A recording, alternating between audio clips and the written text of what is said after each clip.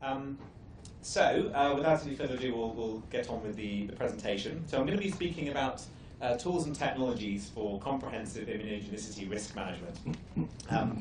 And we've had a few introductory slides as well from a number of different speakers this morning. And what I'm going to be doing is really sort of running through some of the different aspects of the immune responses which do lead to these unwanted anti-drug antibodies. And this is a very simplistic cartoon relating to the fact that biological molecules, such as a therapeutic antibody, are taken up by antigen-presenting cells, and these proteins are subsequently then processed and presented in the context of MHC class II. These MHC class II peptides are then presented to T-cell receptors on the surface of CD4 positive helper T cells, and it's this very specific interaction which many of the assays I'll be talking to you about today are focused on. Ultimately, it's this driving of a T-cell response which leads to the production of high-affinity anti-drug antibodies. And the reason is that this T-cell help is required through the production of cytokines and cell interaction to B-cell antibody precursor cells, which need to be stimulated by these helper T cells to induce a high-affinity soluble production of antibodies. And it's these antibodies targeted against the biological molecule which, of course, can have damaging consequences, such as neutralizing effects of loss of efficacy, altered pharmacokinetics and dynamics, and even unwanted cross-reactive immune responses. And these are the effects, of course, which we really are trying to prevent. But the immune system is very complex, and this cartoon cannot do it justice in any way, and is purely meant as a very simplistic cartoon of how we can look at things. Now, some of the assays are going to be focusing on the T-cell response, as I mentioned, because this is really the key driver of unwanted anti-drug antibody responses.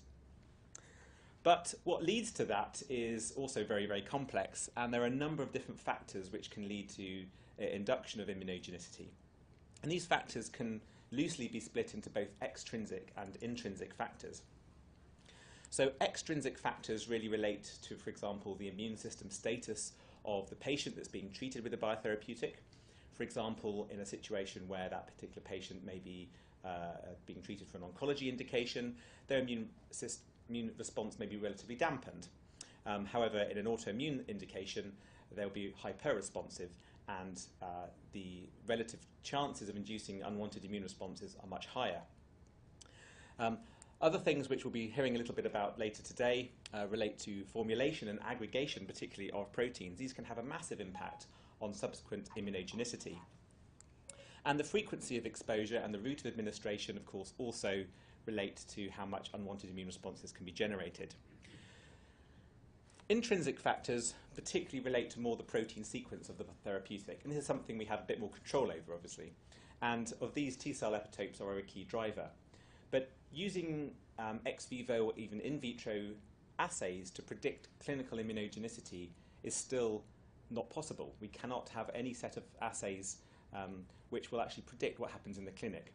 And this is probably one of the most common questions that people ask. How predictive are the assays that you have? Carol's smiling.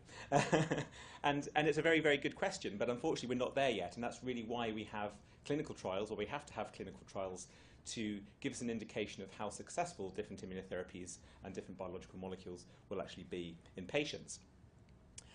So we know that new biotherapeutics, even against the same target as another molecule that's already been developed, will contain novel protein content.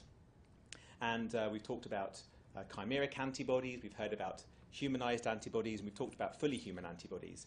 But nevertheless, all of these different kinds of molecules will still have immune responses, unwanted immune responses directed towards them. And it's these unwanted immune responses that we've already heard from Takashi earlier on, which can lead to treatment failure. And he also used this example of adalimumab, or Humira, which we know is a blockbuster TNF-alpha antibody therapeutic. And in fact, up to 50% of patients who are receiving this drug generate neutralizing antibodies and have to switch. So despite the fact this is a or highly successful drug, after 6 months, 50% of patients have to switch to an alternative anti-TNF-alpha drug. Now, there's obviously a problem there, and it's quite a significant impact on the patients as well as the companies providing these drugs. And so ultimately, determining molecules which have a low immunogenicity is absolutely key, both from a clinical perspective and also from a commercial perspective, if we're honest. And low immunogenicity is now a very key attribute for distinguishing your product from another person's product in the development of new biotherapeutics because of these reasons. Now, how you use information from these different assays to make decisions will very much depend on your different programs that you're involved with. So some people will be very early stages. They might have a single molecule that's in their pipeline. They may have information about that particular molecule in the assays that they have, which mean that there aren't any options, and it's really just about driving this one particular molecule forward. And in that situation, it's really about identifying as much information as possible about that molecule to support a regulatory submission. But many clients who come to us and ask us about the sorts of assays that we provide may be in a situation upstream where they have a number of different molecules which they want to compare.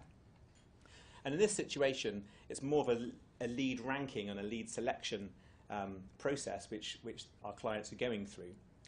And what we're able to do is to identify T-cell epitope content in these different biotherapeutics, and we can identify the relative impact of this different T-cell epitope content on different population subtypes in relation to HLA type, and also overall total amount of T-cell antigenicity. Now, many therapeutic proteins will be being developed against diseases which actually have an HLA association, such as autoimmunity. There are many diseases like MS which do have associations with specific HLA.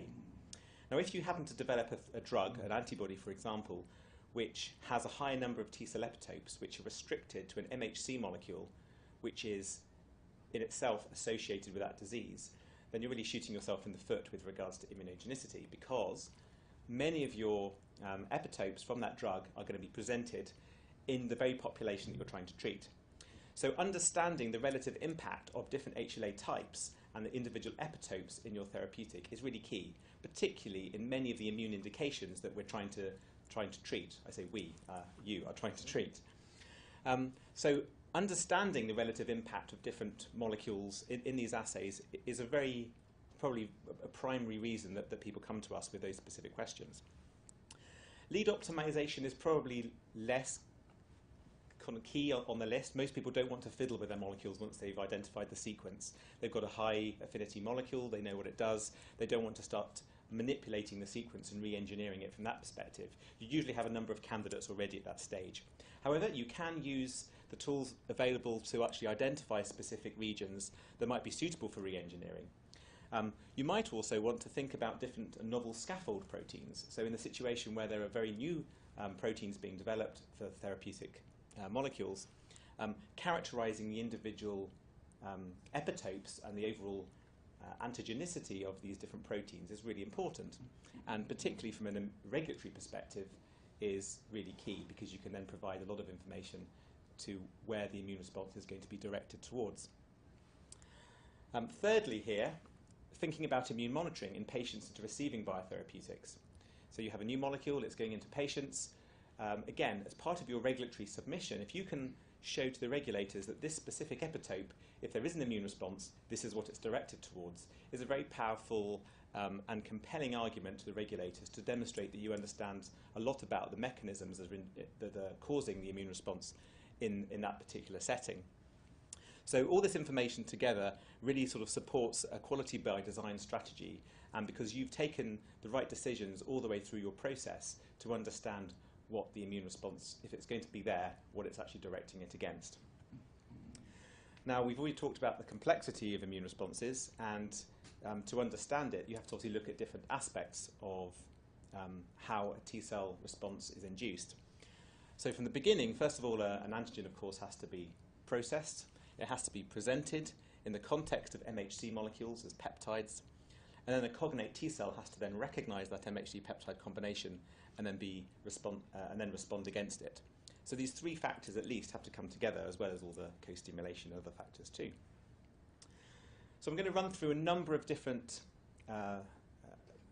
assays which can address different aspects of those questions, and then talk about how they can be integrated at the end.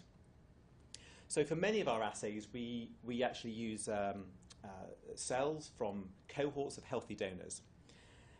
This is because using a variety of individuals is very important. You understand that the vast majority of differences in immune responses come from our genetics. They come from the fact that we respond as individuals very differently. And if you use a cell line, that's really not, or a T-cell clone, for example, that's not going to be indicative of a T-cell response in the wider population. So for most of our assays, we actually obtain these from the UK in the NHS Blood and Transplant Authority. These are cells which we process, we cryopreserve them, and we bank them down, ready to do our analysis. These cells are fully HLA typed for MHC class 2 in the main, but we can also look at MHC class 1. And we look at both HLA DR, DP, and DQ, not just focusing on DR, which many people often in the past have done so. And that's because all the 3 different class 2 families have a very important role to play in inducing CD4 T-cell responses. For some of our assays, we use fresh blood, and that's important to look at cytokine release, for example. And here we actually recruit donors locally for a specific project, typically up to 50 mils of blood. And again, we can actually go back to those same donors with specific consent to do follow-on studies. Whereas the cells obtained from these donors, these altruistic blinded donors, we're not able to go back to the same donors repeatedly. So the first assay I'm going to talk to you about is called ProPresent. Etienne has already mentioned it earlier today in the context of looking at peptides presented by MHC class 1. But ProPresent is an antigen presentation assay which allows us to determine naturally processed and presented peptides in the context of MHC. And the concept of this assay is we take a protein that's supplied to us by our clients. This can be an individual therapeutic protein, so a single recombinant molecule. It can be a complex mixture of proteins. It can even be, in the context of vaccine discovery, a bacterial lysate or a mixture of antigens. And these are then loaded into immature dendritic cells. So we take dendritic cells generated from monocytes from a panel of different donors, usually between 10 and 20 donors. And we then load them with the protein of interest. The protein is then naturally processed and presented in the context of MHC. And we then do a lysis step of these dendritic cells.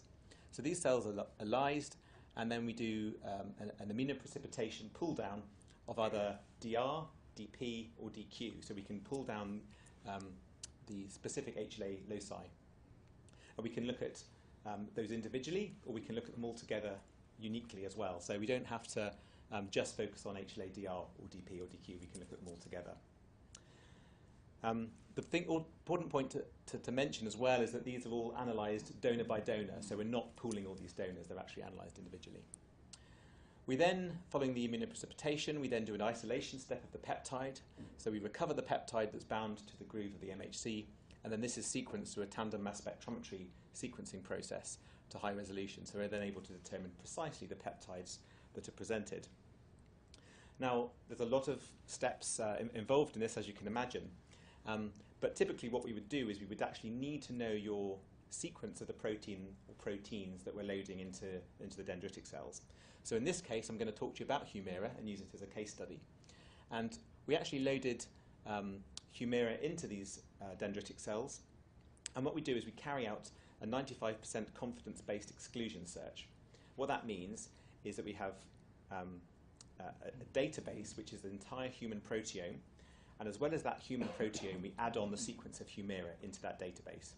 We then probe all the mass spectra that are coming out of the mass spec against that database, and then we determine, applying statistical analysis, which peptides are known to be present with a high degree of certainty. We also have a less than 1% false discovery rate. These are all standard proteomic analysis parameters. And this is actually carried out by analysing a scrambled decoy database. So again, the whole human proteome plus the Humira sequence scrambled up and detected or analysed against. As you would no doubt expect, most peptides that we identify in this assay have a range of lengths, typically between 12 and 20 amino acids, but most likely about 15 amino acids in length. And we actually detect many thousands of peptides against many tens of thousands of peptides from several thousands of proteins. But what we're not doing is giving you all that information, because that's just too much to handle and doesn't really make a lot of sense, because the vast majority of peptides, of course, are endogenous. And we're interested here in the peptides from Humira. However, we use that information as part of our quality control. And so we actually identify, for the donors to be accepted onto the assay, one of the criteria that we have is that peptides from 3 out of these 6 endogenous proteins have to be identified for the donor to be accepted in the assay. That's just one of the criteria that we have. We also measure, obviously, the amount of MHC recovered, the amount of peptide recovered, as well as a number of other things too. The quality of the dendritic cells, for example. So Humira itself, I've already kind of introduced, but the main aim here is to identify and characterize these individual peptides that are presented from Humira. Now this is it's not the rawest of data, but it's a kind of a rawish plot of the kind of information that's generated from this kind of assay. So in this table, in the first column, we have the donors listed. And this donor, for example, donor number 3 is DR4 and DR1501. And from this donor, we identified a peptide here that was from the variable heavy chain of Humira with this particular amino acid start and end residue number. Now what we're able to do is identify not only individual peptides but also nested overlapping sets. And the characteristics of MHC class II peptide presentation is that you will identify typically overlapping peptides from the same region of protein, because the way that the peptide can bind to MHC class II is a little bit different to class I, so you do get these overlapping nested sets. So some donors, like donor number 3, we just identify a single peptide that's come out from Humira. This asterisk at the end just relates to basically slight changes in mass that can also be detected in relation to oxidation of specific amino acids as well. Donor number 5, we actually identified 3 separate peptide regions that were presented. And donor number 9, this is actually just one peptide, but a very large nested set. If you look at the data like that, it doesn't necessarily help you understand it. So what I've done is a summary. And what we're looking at here is the full-length peptides, unique peptides that were identified from an analysis of 20 donors. So these 20 donors, it transpired that half of them presented a portion of this blue epitope. So half of our donors of a broad range of different HLA types are presenting this specific epitope, which just happens to be in the CDR3 domain of Humira. So the hypervariable domain of Humira at the top here is very commonly being presented. Now this is the HLA type, the HLA restriction of these individual donors that were identified with this, or proportion of this specific peptide. So with this assay, what you shouldn't expect is hundreds and hundreds of peptides from your therapeutic to be presented. In reality, only a few immunodominant epitopes are going to be presented from any therapeutic protein. And in this case, 4 epitopes is probably about average for what we would expect to see from an antibody molecule. Now, just because a peptide is presented in this assay really doesn't mean anything. It's obviously part of the mechanism. A peptide has to be presented for it to be a T-cell epitope, but it doesn't mean that there's a cognate T-cell that's going to recognize that presented peptide. So this is really just the beginning part of the story. Is this peptide actually presented? Yes, it is. So we've actually used this assay in a number of different settings, including identifying peptides from therapeutic antibodies, which we've just talked about, but also peptides from allergen mixtures, from complex bacterial pathogens. We've worked with tumour cells, looking at MHC class I. This was a similar project to the one that Etienne mentioned, where our client actually provided us with MHC class I expressing cells, and then we isolated peptides from there and identified them. We've also worked with peptides that have been chemically modified, so they've actually gone through a haptenation process. And we were expecting to see peptides that actually had the hapten on the amino acid and being able to detect that. It transpired that the haptenation actually didn't, the haptenated peptide wasn't presented, but in fact the presence of the haptenation altered the repertoire of the peptides that were being presented. So again, this is a sort of a hypothesis-driving mechanism, because if you have any modifications or different production manufacturing processes of a therapeutic, that could incidentally alter exactly which peptides are presented by the immune system. So you have to think about the effects of introducing changes in processes which could ultimately lead to which peptides binding MHCs and could induce T-cell responses.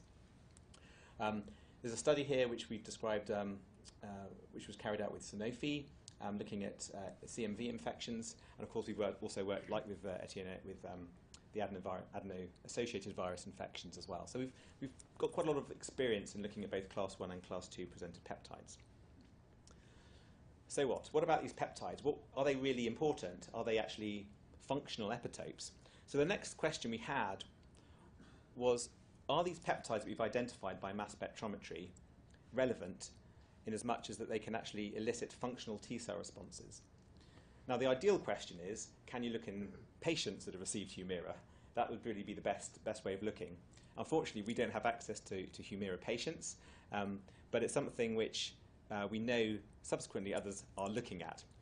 But what we do have access to, of course, are our healthy donor cohorts. And this is a really good way of at least looking at T-cell precursors to see whether there are any specific T-cells present that can react to these specific epitopes. So to introduce our flow cytometry assays, we carry out PBMC T-cell assays on panels of healthy donors. Typically, these are between 40 and 50 donors that are all fully HLA typed. So you're not just looking at one or two. These are a decent set, a kind of equivalent, a bit like to a phase 1-2 trial in regards to the number of individuals that you're representing. I'm not trying to say that this will predict what the clinical outcome is, but at least it gives you a good statistical characterization. We ensure that the donors that we select represent the general population with respect to HLA type. And then what we can do in these assays is to generate overlapping peptides for your protein of interest. So these assays are epitope mapping assays. They're useful for characterizing novel scaffolds, and you can actually pinpoint precisely where a T-cell epitope is. You can also use it in conjunction with the antigen presentation assay to confirm the functional epitopes that have been identified through that. What we do is a 7-day co-culture in a CFSE proliferation assay. So for those of you who may be less familiar with CFSE, what this is an incubation of the PBMCs with an intracellular fluorescent dye. And upon T-cell division, the dye then gets incorporated equally between the daughter cells. And so as it divides, the intensity also halves. And what you're able to do then is to see and measure quantitatively the amount of proliferation in these cells. So here we have an unstimulated control which we carry out for every donor, and we're looking at, in a flow plot, CFSE on the x-axis and CD4 staining on the y-axis. The nice thing about flow, of course, is that unlike a tritiated thymidine assay, you're able to measure precisely the viability of the cells, you're gating on live lymphocytes, and you also know that these are the CD4 T cells that are proliferating. So the CFSE high CD4 cells are ones that have not proliferated, and then when they do proliferate, they move from the right-hand upper right quadrant to the upper left quadrant. And these cells here are just naturally turned over in the course of the 7-day assay. Whereas if we incubate with a test peptide, you can see here the amount of division that goes on, moving the cells from D to C. And we measure the proliferation as a subtraction of the proportion of these cells and from these cells. So we're just looking at the proliferation above background. And we measure statistically a significant response as one that, by ANOVA analysis of our replicates, is twice standard error of the mean above background. Gail, did you have a question? Yeah, of course it is, yeah. I mean, wouldn't you be surprised a bit to find in a 7-day proliferation assay responses in naive patients? Because just by putting peptide in, I wouldn't even expect priming usually, and then not to see something so quickly. Well, we do see those precursors, and I guess the thing is, because of the the assay is very sensitive. We're looking at high numbers of replicates, and also because the number of individuals you're looking at, you do get the power of comparing those across the whole cohort. So we do see specific responses against the donors. I guess I'll show you how that works in regards to the analysis that's carried out. So one of the things that we do is, first of all, we plot the percentage antigenicity. So this is just each colour is a different donor that responds. So for example, here we can see this particular peptide here, which is 107, the highest point. this is 7 donors out of 40 donors responding significantly to that one particular peptide. And what you normally see is if there are neighbouring sequences that are responding, you can actually, if they're overlapping peptides, you typically see an overlap of the response which is occurring. And here we can see that the majority of the responses, if we just do an overlapping peptide library from Humira, is in the CDR3 region. But of course, not all of these overlapping peptides are naturally presented, and we know that from the ProPresent assay. So it's really a combination of these different assays together. If we look at this particular peptide here, which is presented by 5 out of the 40 donors, then this peptide is indeed the same peptide that we identified in the antigen presentation assay. So we know from carrying out analysis in this panel of donors that there is actually a functional proliferation response to that particular peptide in that particular in that cohort of donors. But ultimately, what you'd really need to know is, yes, in a patient, for example, where there's been a memory response to Humira, that's really the proof of the pudding, is to be able to measure that. And that's something which, having shown this data as well to other people who are working in this area, they've also confirmed that this particular epitope is indeed the area that they know is causing the T-cell priming, the T-cell helper response to induce the anti-drug antibodies. The way this can also be used is really comparing sort of, for example, a chimeric versus a humanized antibody. And this is a set of data that was published by DSTL, which is the UK, one of the UK's defence agencies. And they were working on an anti-Venezuelan equine encephalitis virus antibody for passive immunization. And here, following the chimeric antibody, they actually did a humanization, and we were able to show that there was a dampening of the immune response to the peptides that were changed in that specific project. But looking at individual peptides is one thing. Most of the time, you might not even care about the individual T-cell epitopes. You just want to know, is my protein A better than protein B, better than protein C, and actually do a comparison.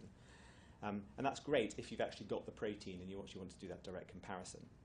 And so for this, the dendritic cell T-cell assays really provide probably the best solution, because these assays take into account natural antigen presentation. They will take into account a functional T-cell proliferation response, and you're taking advantage of the potent T-cell proliferation effects of a professional antigen-presenting cell. So here we generate dendritic cells again from monocytes in culture, and these immature DCs are loaded with protein of interest. These DCs are then matured and incubated, co-cultured with autologous PBMCs that are CFSE labelled.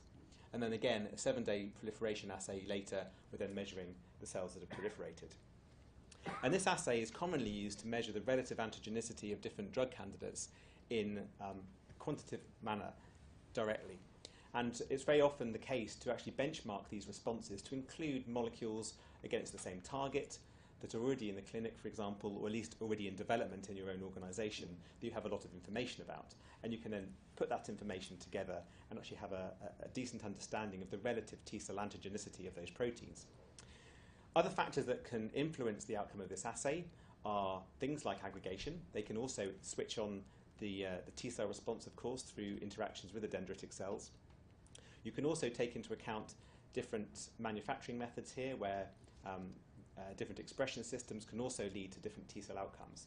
So this assay doesn't have to be with different molecules of different sequence. It can actually be about the same molecule with the same sequence, but maybe with different modifications, different pegylations or different half-life extensions, whatever you want to compare. It allows you to ultimately measure the effect of T-cell antigenicity. It won't tell you what's going to happen in the clinic, because it is just a T-cell assay in vitro, but it does give you a very good way of making choices between leads, with other factors being kept consistent. And again, we're looking at panels of typically 40 or 50 donors, so it does give you a very good insight into exactly how these molecules can respond in these assays. Linking this in a little bit with what Helen was relating to earlier with Campath and talking about the point mutation which didn't bind to CD52, it's quite interesting here. This is a comparison of Campath, Avastin, Humira and Remicade, obviously all against completely different targets, and something, well, not Humira and Remicade are the same. But this isn't the sort of standard comparative assay that we would necessarily always do. But the interesting thing here is that Campath has a strong clinical immunogenicity, and yet Campath is actually pretty weak in this assay.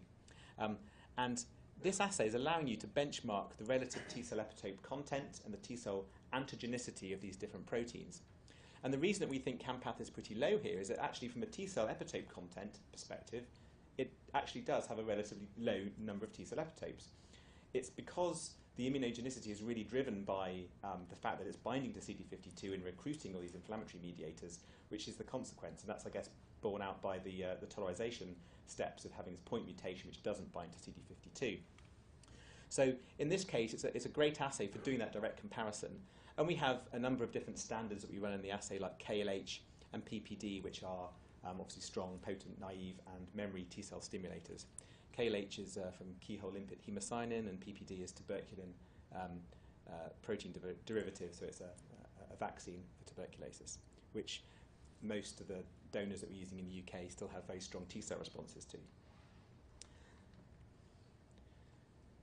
So the other thing I'm going to talk about are our physical MHC peptide binding assays. Now, back in the day, I guess a lot of people thought that binding assays were probably the way to go for predicting immunogenicity. I guess times have moved on quite a lot. And MHC peptide binding assays are just one part of our understanding of the interaction and what leads to a strong T-cell response. But in the past, I guess, and also currently, many people are using in silico models to predict which peptides bind to different MHC molecules. And in silico approaches do have a role. If you've got a large number of candidates and you want to try and understand what's going on, at least have a stab in the dark to narrow things down, then we definitely appreciate the value that in silico approaches can have. But they are very inaccurate, particularly looking at MHC class 2 binding.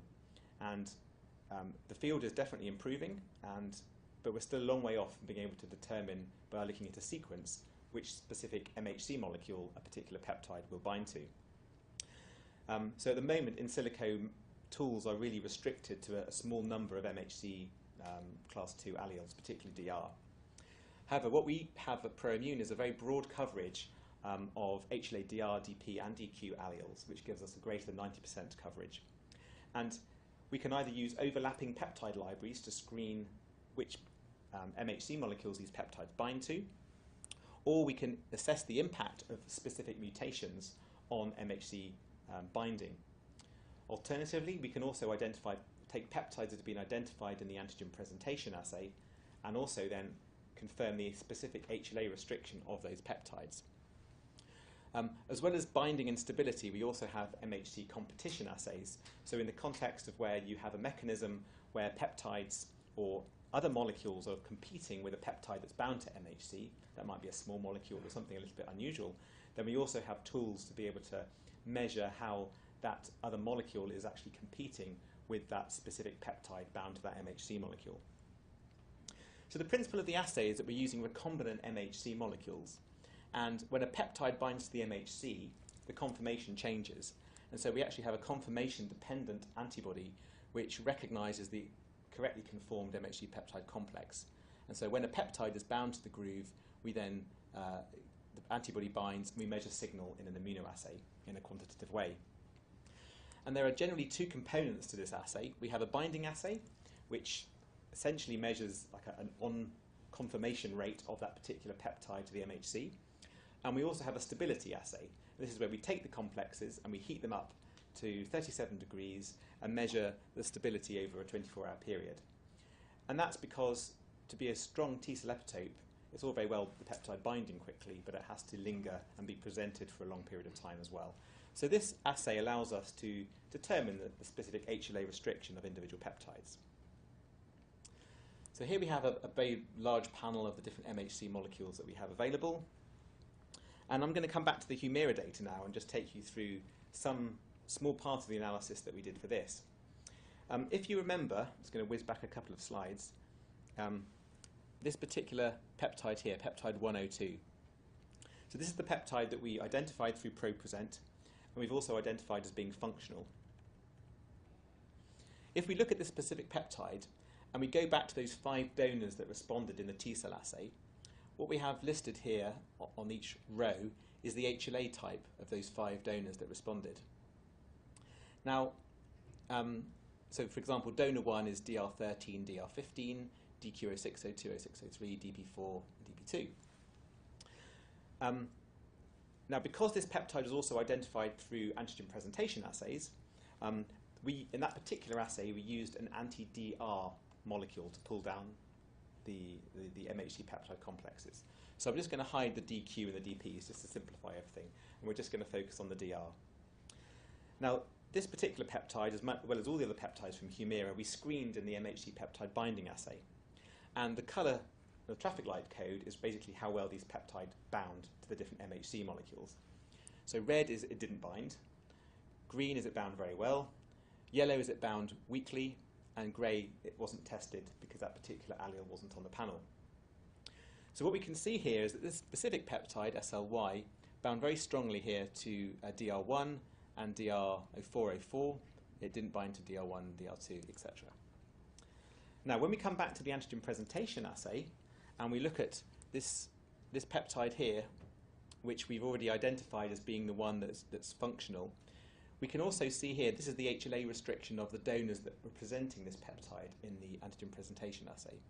And this actually confirms, this is DR1 and DR3, so we know that this particular peptide, in these set of donors that we're looking at, we can just cross-check all the data to confirm this peptide, SLY, from the CDR3 domain of Humira, is presented by DR1 and DR3. Now, the consequence of that information is that if you are a Humira patient and you are DR1 or DR3, then we kind of know which epitopes you're most likely to respond to in the clinic. That has to be borne out in data in those patients. But ultimately, this kind of level of information can be used to track clinical immune responses in patients using this kind of information. So it's very powerful. Ultimately, as a field, we're not really there yet. It's not something we're routinely applying to all biotherapeutics to this level. But it can be done, and we can identify specific epitopes from specific therapeutics and know that if you're going into a patient as part of your regulatory package, if you are DR1 or DR3, you should be looking for this specific immune response to the specific peptide. So that level of information can really be determined. We've also used these binding assays in a number of different ways for both vaccine characterization, but also we've been talking about factor VIII quite a bit today. This was some data from Baxter, where we used our binding assays to characterize epitopes from factor VIII. Baxter actually have a transgenic DR2 mouse that they use, and this is data published in Blood a couple of years ago now. And through this information, with the binding assays, they were able to determine specific epitopes of factor VIII that were restricted to the DR2, again, helping them understand and characterize their model.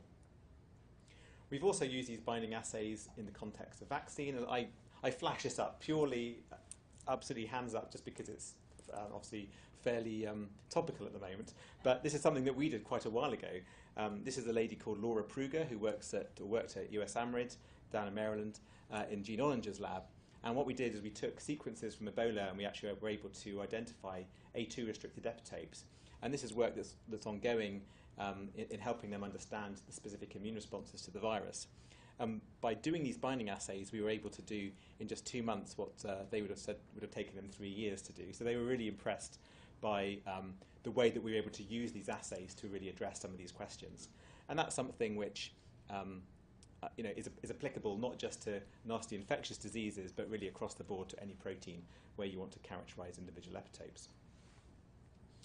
So the last part of my talk is really just going to be talking about cytokine storm. So it's a bit of a change of gear, because it's really, I guess, not just immunogenicity relating to T-cell epitopes. It's really a broader question, and that is that many therapeutics, when you deliver them into a patient, can induce first infusion reactions. And first infusion reactions can be caused by multiple different things. They can be very rapid. They can be triggered by specific modes of action. Tumor lysis, for example, in chemotherapy can induce first infusion reactions. And the types of symptoms can be quite broad-ranging, from mild to fatal, as was as can be the case.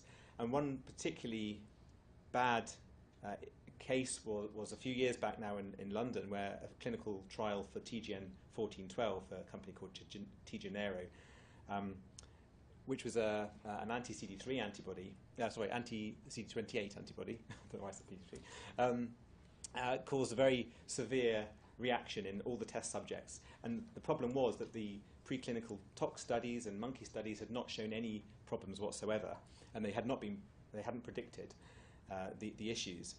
And all these test subjects got cytokine storm and subsequent organ failure. Now, there's been a lot of discussion, regulatory bodies, as to how to really address this over time, and actually what the best assays are to predict the cytokine storm. But the most recent draft guidance from FDA is that data from animal studies should be supplemented by in vitro assessment of cellular activation, including proliferation and cytokine release in human whole blood, or PBMCs, and that the measurement of a cytokine panel should be as broad as possible and certainly include IL-6, interferon gamma, and TNF-alpha. Now, there isn't one assay format that is perfect for all therapeutics, but one thing that we've done at ProImmune is developed an assay which we think is as broadly applicable as possible. And when you look at the relative incidence of different drugs at inducing cytokine storm, it is quite broad-ranging. Campath is a very strong inducer of cytokine storm, but it's managed in the clinic with the use of steroids. Whereas Humira is a very low, relatively low incidence of cytokine storm. So what we do, again, we use healthy donors, and this is a fresh whole blood assay. We typically recruit about 30 donors for these sorts of studies, and it's an unmanipulated whole blood assay, so there's no culturing before we add any test articles. We literally take whole blood in heparin. We then incubate the test articles of interest at a range of different concentrations at the effective dose, and we also have controls in there as well. So our assay controls are PBS as a negative and staph enterotoxin B as a positive control to induce the cytokine production. We would typically have two drug comparators in the assay. So Erbitux is a low drug response comparator, whereas Campath is a high response comparator. We then incubate the blood with the drugs at the different concentrations, we isolate the plasma, and then in a multiplex assay we then analyse and quantify the cytokines that are being produced. Now, there are other formats for these sorts of assays using purified PBMCs, frozen cells, fresh cells, soluble, plate-bound. There are lots of different formats, but because ours is an unmanipulated assay, we really believe it to be the most representative sort of assay there can be, because you're literally just adding the drug into the whole blood and then measuring. Now, this is the way that the data is presented from this assay. So what we're measuring here IL-6 responses. Each diamond is an individual donor. And what we have is the cytokine concentration along the x-axis on a logarithmic scale. And this test data here is just showing you what happens with Remicade. So the 4 increasing concentrations of Remicade, 0.1 up to 100 micrograms per mil, you can see the number of diamonds that end up being dark blue increases. Now, this vertical red line is an arbitrary threshold set on Erbitux. So our definition of a negative in this case is 95% of donors being negative for Erbitux. It is an arbitrary threshold, and it's set for each concentration of molecule that's added in. When we look at the bigger picture, we can see that as you, if I just take you through the negative here, this is Erbitux, and this is Campath at the top. We can see for IL-6 that Campath, at the highest concentration of 100 micrograms per mil, we have 27 out of the 29 donors that are responding, compared to just 1 out of 29 at the lowest concentration. Whereas Erbitux remains pretty much unchanged, obviously across the board, because this is our definition of what a negative is. Now, Remicade, we increase it here from 1 donor at the lowest concentration to 6 donors. Whereas if you aggregate the molecule by stir stressing for 24 hours, what you can see here is that all the donors being on the baseline at the lowest 2 concentrations, and then straight away pretty much all the donors are then coming up as being positive at just 10 micrograms per mil, and at 100 micrograms per mil it's really screaming very high concentrations of IL-6 in the range of about 50,000 picograms per mil. So what this information does, when you look at all the different cytokines in a multiplex fashion, is ultimately be able to rank your molecule and benchmark it to other molecules. Again, it's a measure of relative risk of what's going to happen in the clinic. It's not predictive, but it does allow you to have some body of evidence to make decisions going forward and to provide this kind of information to the regulators. It is a research assay. It's not a validated assay. The regulators also know that too. And so they understand that this data, by showing it to them, they're very keen to understand a little bit more about what that means in their own specific scenario, because they're trying also to get a feel for how these assays can be applied in a regulatory context too. So you don't have to use this information, as you don't have to for any of the data that I've been discussing today, but it can be certainly supported as part of a regulatory submission, and that's certainly what our customers have done. So to summarise the cytokine storm, it's a cytokine release assay for hazard identification and risk management. And we certainly do see a general correlation between clinical immune responses and those seen in vitro. But as I say, it's not predictive. There is a correlation though. The assay itself is characterised, or the way we determine the quantification of these cytokines is using our ProArray Ultra array slides. This is where we actually print multiple cytokine antibodies in replicate onto a microarray slide. And then we incubate the serum and also cytokine standards as a wide number of different concentrations onto each slide. So we're able to have very wide dynamic range in the assay, with sensitivity down to 5 picograms per mil, with also very low CV values. So it's a very sensitive technology, which one of the major advantages is that we're using very small quantities of serum as well, or other samples, and that means that it can be very, very flexible on how it's applied. So overall, hopefully I've demonstrated that the ability to integrate these different assays has really enabled us to characterize molecules in a very rapid way. That's one of the key factors about the sorts of services that we provide, is it's really about accuracy, quality of the data, and speed, because decisions have to be made quickly. It allows you to determine antigenicity and even epitope characterization of novel molecules, and that has a number of knock-on sort of positives. Firstly, it means that you can have a quality by design strategy implemented for your own program, for both lead selection and also lead optimization. You can also generate data for clinical immune monitoring, post-administration, so after the first-in-man studies, and all this information together can give you a much fuller data submission to the regulatory agencies and put you above the competitors with respects to not only the information that you're providing, but also in the decisions that you're making to go forward into the clinic. So this is, I guess, our summary slide of everything, of the sort of toolkit that we have. And as I said before, and I'm going to reiterate it, there is no one assay which will answer all questions. But depending on the sorts of questions that you have relating to the problem that you're facing, if you're interested in, is an antigen naturally processed and what are the knock-on effects of that, then you need to think about the dendritic cell T-cell assay if you're interested in function, or the antigen presentation assay if you want to actually sequence individual peptides. If you want to know about a peptide binding to a specific MHC molecule, then obviously the binding assay and the competition assays are really important, or the antigen presentation assay as well. If you care about functional T-cell responses, then the antigen presentation assay and the binding assay aren't going to help you. You really need to focus on these sort of T-cell proliferation assays.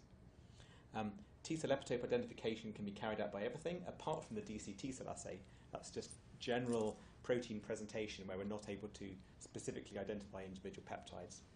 And then cytokine storm, I guess, is a bit out on a limb, where if that's an issue, then obviously we have an assay to address that. So thank you very much for your attention. Appreciate after lunch. It's probably a little bit tricky to stay open, but thank you very much. I very much welcome questions as well. Thank you.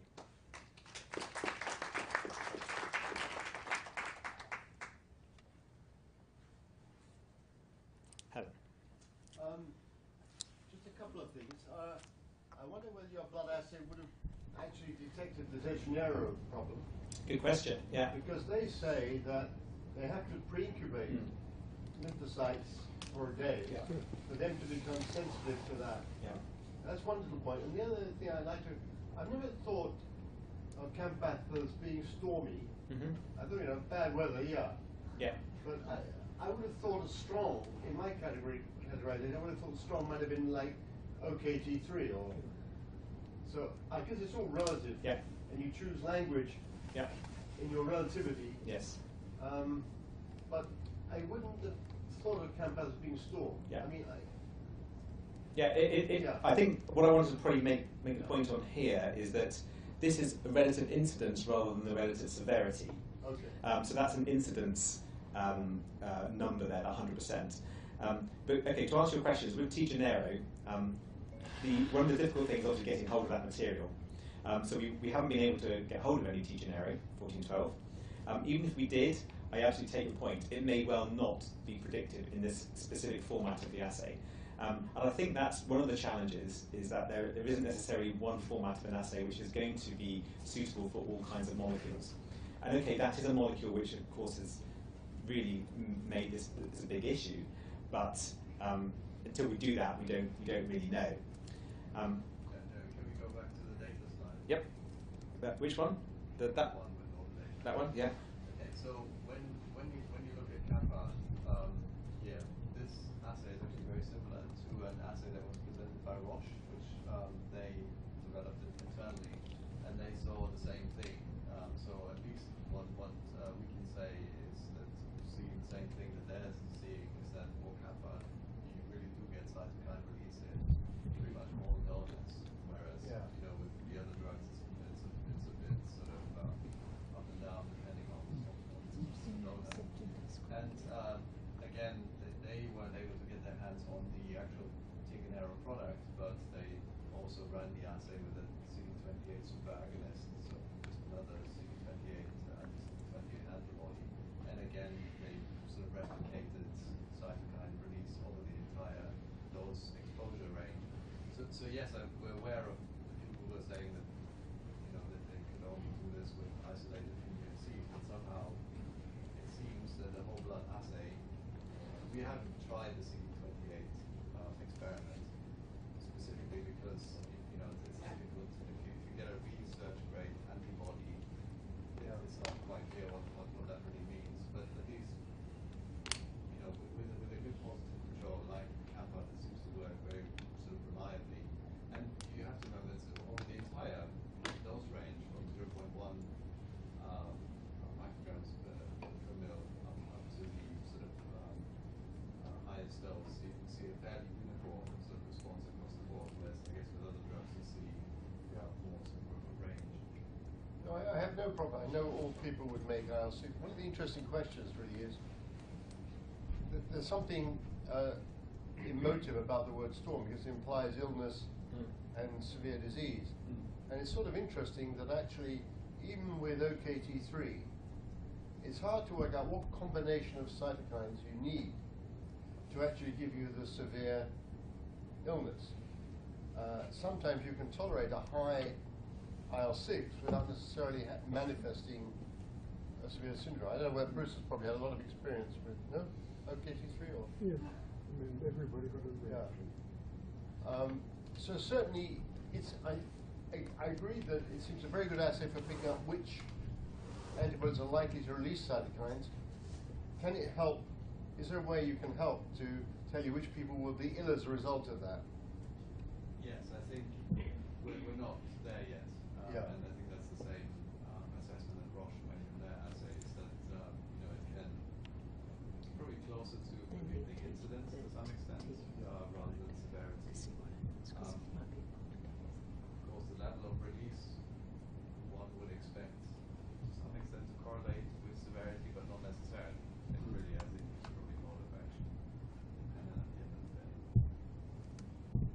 And I think also one of the key things with this is we're just showing the IL-6 data. You know, we have the reports for all the cytokines as well. So in then determining what that means, of course, is really looking at the data as a whole and then comparing it to try and work out how that does correlate to clinical incidence. And the other thing is, although we've used here Campath and Epitope as relative responders, that's only because they are, I guess, clinical material that you can use in the assay.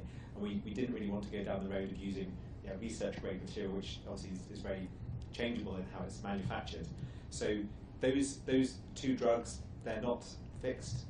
They are, in fact, considered more test articles to include. We have internal assay controls for the study, but yeah, you can just use other molecules as well. So yes, certainly Campath. From our experience, Campath does induce a decent amount of cytokines across a good number of donors. But yes, does that actually mean that all those donors, if they were receiving Campath, would actually have a strong cytokine storm? Obviously, we don't know. Cal? I don't understand, so I just don't know, and maybe it's not known, maybe it's a dumb question for all the people who know immunology, but do they know what causes the cytokine storm? What's the mechanism? Well, there are multiple mechanisms. A lot of it can be to do with innate immunity and actually activation through tolerant receptors, because it is a very rapid induction. Or what we're doing here is a short-term, essentially overnight incubation. So it's not driven by adaptive immunity per se, but obviously a lot of the cells involved in producing cytokines are part of the adaptive immune system as well, potentially. The second part of my question is, these are IV generally, from IV responses. Do you see this, or can you see this from sub-Q, other routes? So what I should point out that these are ex vivo, so we're taking whole blood. I know that. Sorry, yeah. I'm asking. So if you have a drug that you're going to give sub-Q, should you worry about this? I don't know the answer to that. Campath subcut is much milder. In that Campath, given subcutaneously, is much milder than given intravenously. But if you use something like interferon beta and you start with a very large dose, people can be very sick in the short term. And that's a sub-Q or an intramuscular thing. So I wouldn't think that necessarily the mode of administration would be the issue. It's going to take you longer to clear it if you've given it cytokines. It may, yes. Great. Okay, thank you very much.